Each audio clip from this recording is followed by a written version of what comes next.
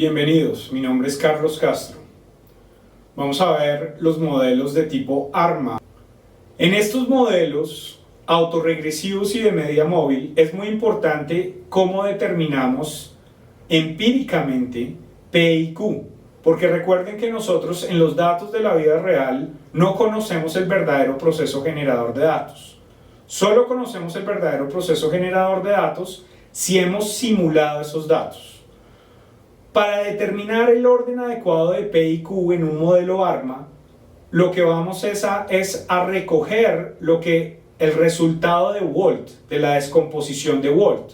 ¿Por qué? Porque recuerden que en ese resultado nos decía que yo puedo reconstruir cualquier serie a partir de la suma ponderada de los errores. Y anteriormente habíamos visto que ese proceso ARMA se podía reconstruir o escribir de una forma a través de esos polinomios correspondientes a la parte autorregresiva y la parte de media móvil. Aquí tenemos esa representación de la serie donde hemos pasado esos polinomios que antes estaban acompañando el error o la parte YT y todos los hemos pasado hacia YDT. Esta es una simbología que en última representa que hay una ecuación basada en estos polinomios que vamos a denotar como psi de y. Eso quiere decir que una operación matemática está actuando sobre los datos originales que teníamos, y de t, o otra forma de verlo es que ese operador matemático está filtrando los datos originales que tenemos y de acuerdo a la descomposición de Walt, si ese es un filtro adecuado, nos debe generar por el igual esos errores o esos componentes de ruido.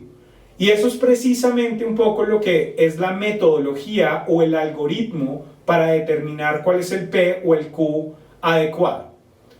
Ese algoritmo o metodología es lo que usualmente se conoce como el método de Box-Jenkins, que a partir de unas herramientas gráficas nos va a permitir especificar cuáles son los posibles procesos generadores de datos para un conjunto de datos observables. Luego, al tener ese P y Q, vamos a proceder a hacer estimación y el último punto, que es el punto de diagnóstico, es precisamente lo que recuperamos de la descomposición de Walt. Si nuestra hipótesis del proceso generador de datos es adecuada, al final, después de la estimación, el error o el residual debe ser necesariamente ruido blanco. La aplicación clásica del método de Box-Jenkins requiere una serie de herramientas gráficas y la consecución de este algoritmo. Pero hoy en día también hay unos métodos automatizados que a través de una serie de algoritmos implementados le permiten a uno coger una serie y utilizarla en esos algoritmos, en esos paquetes, y que automáticamente le diga a través de ese análisis o análisis complementarios cuál es el posible mejor proceso generador de los datos. Dentro de estas herramientas gráficas para determinar cuál es el P y el Q adecuado, empezamos por definir lo que se conoce la función de autocorrelación. La función de autocorrelación no es otra cosa que la capacidad de medir qué tanta relación hay entre el dato de hoy y un rezago específico de la variable de interés, donde vamos a considerar diferentes tipos de rezagos. Esos rezagos van a estar determinados por ese parámetro K.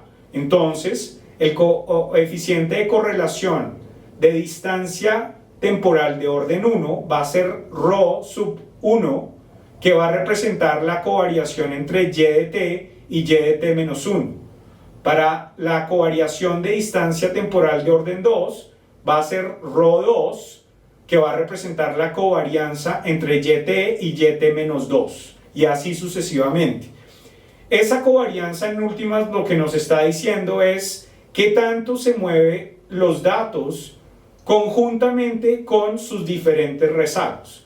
Y esa magnitud de ese movimiento conjunto es lo que vamos a recoger como informativo para establecer si esos rezagos deberían estar en la ecuación que nos permita explicar esa variable.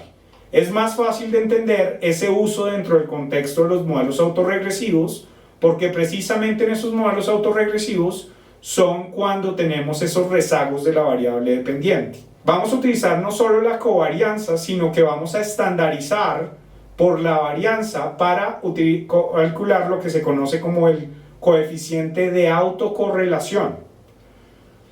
Esto va a medir la correlación bruta entre las diferentes variables, dependiendo de la distancia de tiempo entre ellas, y vamos a ver que para los procesos estacionarios esta función de autocorrelación decae rápidamente, pero también podemos tener otros procesos que, siendo estacionarios, son de memoria larga y por lo tanto esta función de autocorrelación no decae tan rápidamente.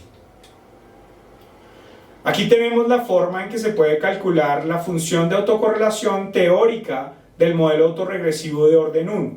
Solo nos exige, digamos, calcular explícitamente la función de autocorrelación a partir de este proceso generador de los datos. Para la función de autocorrelación del modelo autorregresivo de orden 1 vamos a llegar a que esta función de autocorrelación es igual a la correlación elevado a la k. Por lo tanto, vamos a tener la correlación elevado al cuadrado si es la función de autocorrelación de orden 2 y así sucesivamente. Como sabemos que este parámetro gamma para este proceso, la condición es que este gamma tiene que ser entre -1 y 1. Por lo tanto, al elevarlo a la potencia, cada vez el coeficiente de correlación va a ser más pequeño.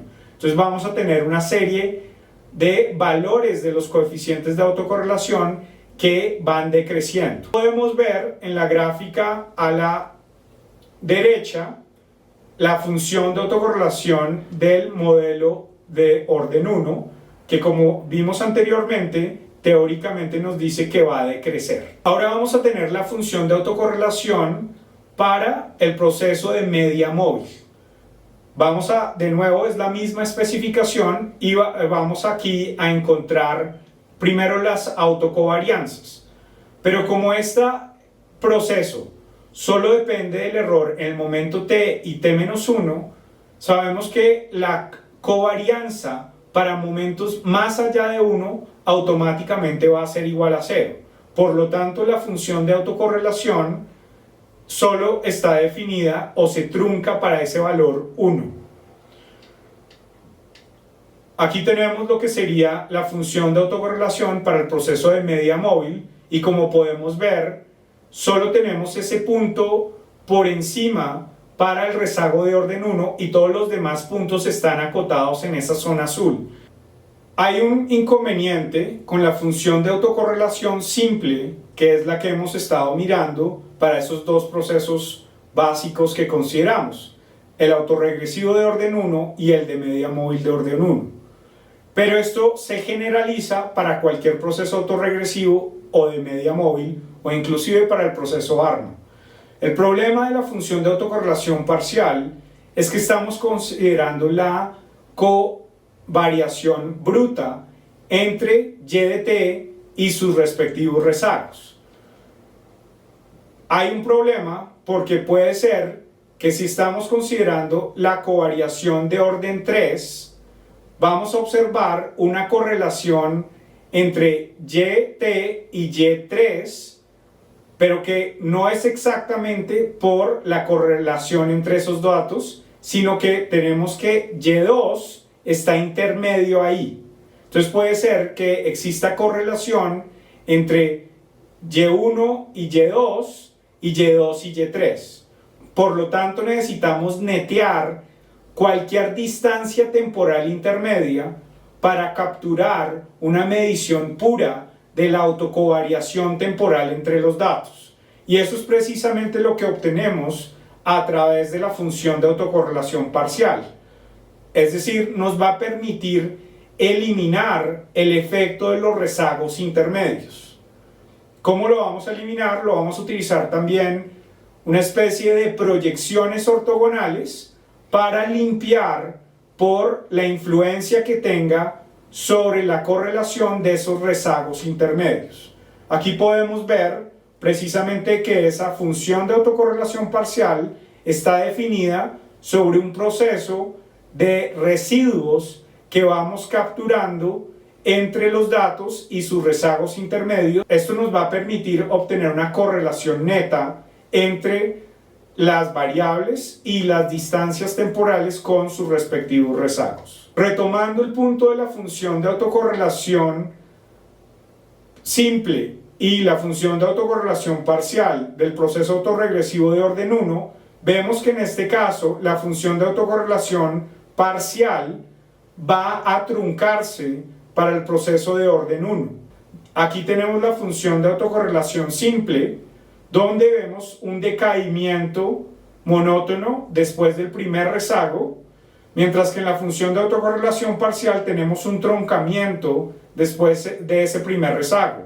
Eso es coherente con que tenemos un proceso autorregresivo de orden 1, y eso es lo que nos va a ayudar a identificar este tipo de comportamiento. Nos va a indicar que es más proclive cuando tengamos unos datos reales con este tipo de comportamiento, nos va a indicar que es más probable que tengamos procesos autorregresivos. Por el otro lado, aquí tenemos el comportamiento de la función de autocorrelación simple y la función de autocorrelación parcial para el modelo de media móvil de orden 1. Como podemos ver, la función de autocorrelación simple se trunca en el primer rezago y la función de autocorrelación parcial va a tener un decaimiento de tal manera que sus coeficientes de autocorrelación parcial cada vez van a ser menores. Tenemos justamente el caso de comportamiento inverso al caso de la función de autocorrelación simple y parcial para el modelo autorregresivo. Por lo tanto, si observamos en los datos reales un comportamiento de este tipo, nos va a ser indicativo de que lo más probable es que sea un proceso de media móvil.